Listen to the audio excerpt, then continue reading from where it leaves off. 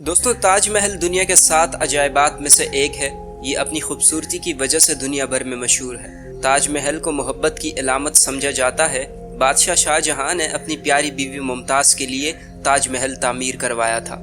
در حقیقت میں تاج محل ایک مقبرہ ہے جو ممتاز کی موت کے بعد تعمیر کیا گیا تھا۔ تاج محل کے ساتھ بہت سی پراسرار کہانیاں جوڑی جاتی ہیں، جبکہ تاج محل کے کچھ حقائق ایسے بھی ہیں جو عام لوگ نہیں جانتے۔ لہذا دوستو، آج ہم آپ کو تاج محل کے کچھ منفرد معلومات بتانے جا رہے ہیں جنہیں سن کر آپ حیران و پریشان رہ جائیں گے۔ لہذا ہماری درخواست ہے کہ ہماری پوری ویڈیو کو شروع سے آخر تک دیکھیے گا۔ دوستوں، تاج محل آگرہ ہندوستان میں واقع ایک مقبرہ ہے جسے مغل بادشاہ شاہ جہاں نے اپنی پیاری بیوی ممتاز کے لیے تعمیر کروایا تھا۔ ممتاز محل بادشاہ شاہ جہاں کے ساتھ تمام فوجی مہمات میں ان کے ساتھ جاتی تھیں اور ان کی مستقل ساتھی اور مشیر تھیں۔ سن 1631 میں ممتاز محل اپنے 14ویں بچے کو جنم دیتے ہوئے انتقال کر گئی تھی۔ کہا جاتا ہے کہ بچے کی پیدائش سے قبل ممتاز محل کی طبیعت ناساز رہتی تھی۔ ایک دن ممتاز محل نے بادشاہ سے اپنی خواہش کا تذکرہ کیا کہ میں نے ایک خواب میں خوبصورت عمارت دیکھی ہے اور میری خواہش ہے کہ میرے مرنے کے بعد میرے مقبرے کو ایک شاہکار بنا دیا جائے۔ خدا کا کرنا ایسا ہوا کہ ممتاز محل حمل کی پیچیدگیوں کے باعث انتقال کر گئیں۔ شہنشاہ اس کی موت سے دل شکستہ ہوئے اور انہوں نے اس کی خواہش کا تذکرہ کرتے ہوئے ممتاز کی یاد میں دنیا کی سب سے خوبصورت عمارت بنانے کا فیصلہ کیا۔ تاج محل کی تعمیرات کا سلسلہ 1632 میں شروع ہوتا ہے اور 1653 میں مکمل ہوا۔ شاہ جہاں نے اس منصوبے پر کام کرنے کے لیے 20,000 سے زائد کاریگروں کی ٹیم اکٹھے کرنے کا منصوبہ بنایا اور ان سب کاریگروں کو پورے ہندوستان اور وسطی ایشیا سے بلوایا گیا۔ ان کاریگروں کی انتھک محنت کے بعد اس محل جیسا شاہکار محل تیار ہوا۔ تاج محل کو مغلی تعمیرات کا بہترین نمونہ سمجھا جاتا ہے۔ تاج محل نے اسلامی اور ہندوستانی طرز عناصر کو یکجا کر رکھا ہے۔ 1983 میں تاج محل کو عالمی سطح پر جگہ دی گئی ہے اور اسے ہندوستان میں مسلم آرٹ کا زیور قرار دیا گیا ہے۔ دوستو، ماہرین کہتے ہیں کہ تاج محل کے کچھ حقائق ایسے ہیں جو بہت کم ہی لوگ جانتے ہیں۔ جب لوگ محل کا وزٹ کرتے ہیں تو اسے دیکھ کر یہ احساس ہوتا ہے کہ اس کو تیار کرنے والے کاریگروں نے کتنی خوبصورتی سے اسے تخلیق کیا ہے۔ تاج محل کا پہلا نظارہ مرکزی دروازے سے بنایا گیا ہے۔ جیسے جیسے دیکھنے والا قریب آتا ہے، تاج محل دور سے بڑا دکھائی دینے کے بجائے چھوٹا چلا جاتا ہے۔ ایسا لگتا ہے جیسے جیسے آپ اس سے دور جا رہے ہیں یہ بڑا ہوتا چلا جاتا ہے۔ لہذا تاج محل کے مینار عمودی نہیں بنائے گئے بلکہ یہ بیرونی جانب جھکے ہوئے ہیں۔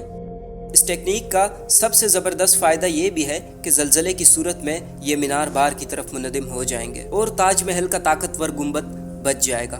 لہٰذا گنبد وہ عنصر ہے جو تاج محل کو خوبصورت بناتا ہے۔ تاج محل کا گنبد 40 میٹر اونچا اور 4 میٹر موٹا ہے۔ آج سے تقریباً 400 سال پہلے اس گنبد کو بنانا انتہائی حیران کن بات تھی۔ لہٰذا آج کے دور میں بھی اتنا بڑا گنبد بنانا انتہائی مشکل کام ہے۔ تاج محل کے تعمیر کے دوران معماروں نے پتھر کو پتھر کے اوپر رکھا اور گنبد کو حلقوں میں بنایا اور گنبد تہ بتہ بڑھتا گیا۔ پتھروں کو درمیان سے جوڑنے کے لیے چونے، نمک اور چکنی مٹی کا استعمال کیا گیا۔ تاج محل کے بارے میں ایک اور دلچسپ امر یہ بھی ہے کہ یہ مسلسل رنگ بدلتا رہتا ہے۔ صبح سے شام تک سورج کی روشنی مزار کے رنگ کو بدلتی رہتی ہے۔ طلوع آفتاب کے وقت پرموتی سرمائی اور موتی رنگ کا دکھائی دیتا ہے، دوپہر کے وقت چمکدار سفید اور سورج غروب ہوتے وقت نارنجی، رات کو گہرا نیلا دکھائی دیتا ہے۔ لوگوں نے شاعرانہ طور پر تصور کیا ہے کہ رنگ کی تبدیلی ان کے احساسات کی عکاسی کرتی ہے، جو احساسات شاہ جہاں ممتاز محل کے لیے رکھتے تھے۔ تاج محل دریا کے کنارے تعمیر کیا گیا ہے، جسے دیکھتے ہوئے آج کے ماہرین نے سوال اٹھایا ہے کہ آج سے 400 سال قبل تاج محل کو کس طرح ریتی اور مٹی پر کھڑا کیا گیا ہے، کیونکہ اس مقصد کے لیے گہری کھدائی کرنی پڑتی ہے تاکہ سخت زمین باہر آ جائے اور اس پر بنیاد کھڑی کی جا سکے۔ تحقیق سے معلوم ہوا کہ اس دور میں ماہرین تعمیرات نے اس مسئلے کا ایک شاندار حل نکالا جو آج بھی قدرے مختلف شکل میں استعمال ہوتا ہے۔ انہوں نے ایک اچھی بنیاد بنانے کا فیصلہ کیا جو اس وقت ایک نیا خیال تھا۔ عظیم مغل انجینئرز نے پانی کے نیچے گہرے کنویں کھودے، پھر انہوں نے کنویں کو پتھروں سے بھر دیا۔ اس بنیاد پر ماسٹر بلڈرز نے محرابوں کے ساتھ چڑوے پتھر کے کالم بنائے۔ اس کا مطلب عمارت کی بنیاد کی سلیب کو سہارا دینے کے لیے پتھر کا ایک ٹھوس پہاڑ بنا دیا تھا، اور ایسا ہی ہوا۔ پتھر کے اس پہاڑ پر تاج محل کی بنیاد رکھی گئی، جبکہ تاج محل کو یہ پہاڑ دریائے ہمنا کی تیز بہاؤں سے بچاتا ہے۔ اس عالیشان محل کو تعمیر کرنا اتنا آسان نہیں تھا۔ سب سے بڑا مسئلہ بہترین کاریگروں کو ڈھونڈنا تھا۔ پھر ان کاریگروں کو آگرہ میں مفت رہائش اور کھانا پینا دینا تھا۔ شاہ جہاں نے اس مسئلے کے حل کے لیے خوب دولت خرچ کی، جس کی وجہ سے شاہی خزانہ خالی ہونے لگا، مگر شاہ جہاں کو اس کی کوئی پرواہ نہیں تھی۔ کئی سالوں بعد تاج محل کا سٹرکچر مکمل ہوا۔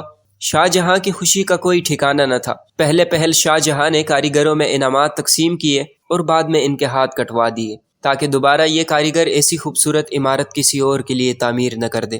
آپ کو یہ جان کر مزید حیرت ہوگی کہ تاج محل میں لگایا گیا ماربل آگرہ سے 400 کلومیٹر دور راجستھان سے منگوایا گیا، اور راجستھان کا مکرانہ ماربل دنیا کا بہترین ماربل ہے۔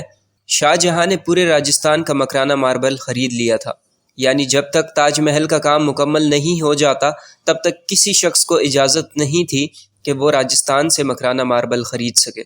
دوستو، ماربل کو 1000 ہاتھیوں کی مدد سے راجستھان سے آگرہ لایا گیا۔ دوستوں، جب تک تاج محل کی تعمیر مکمل ہوئی تو اس کا نام ممتاز محل ہی رکھا گیا۔ پھر اس محل کا نام ممتاز محل سے ہٹا کر تاج محل رکھ دیا تھا، کیونکہ یہ محل ایک تاج کی شکل رکھتا ہے۔ دوستو، شاہ جہاں ہر سال ممتاز محل کی برسی پر دریائے ہمنا کے ذریعے تاج محل جایا کرتا، اور تاج محل جانے کا یہ وہ واحد راستہ تھا جسے صرف اور صرف شاہی خاندان والوں کے لیے جانے کی اجازت تھی۔ ٹھیک 4 سال بعد شاہ جہاں اور ممتاز محل کے اپنے بیٹے نے شاہی تخت پلٹ دی۔ وہ شاہ جہاں جو پچھلے 30 برسوں سے حکومت کر رہا تھا، اب اس کی حکومت ختم ہو چکی تھی۔ شاہ جہاں کے اپنے بیٹے نے شاہ جہاں کو آگرہ میں قید کر رکھا، اور ان کے ساتھ صرف ایک رعایت ایسی بھرتی تھی کہ انہیں ایک خالی کمرے میں کھڑکی عطا کی تھی، اور شاہ جہاں اس کھڑکی سے ہمیشہ تاج محل کی اور دیکھتا رہتا تھا۔ ٹھیک 8 سال کے بعد 74 برس کی عمر میں شاہ جہاں اس فانی دنیا کو چھوڑ کر چلے گئے۔ شاہ جہاں کو بھی تاج محل میں دفنایا گیا۔ وقت نے تاج محل کے سنگ مرمر کو شدید نقصان پہنچایا۔ اس کے بعد رنگ بھورا کرنے کے لیے کبھی کبھی تاج محل کو ملتانی مٹی سے دھویا جاتا ہے، جس کے بعد تاج محل کے دھبے ختم ہو جاتے ہیں اور اس محل کا اصلی رنگ واپس آ جاتا ہے۔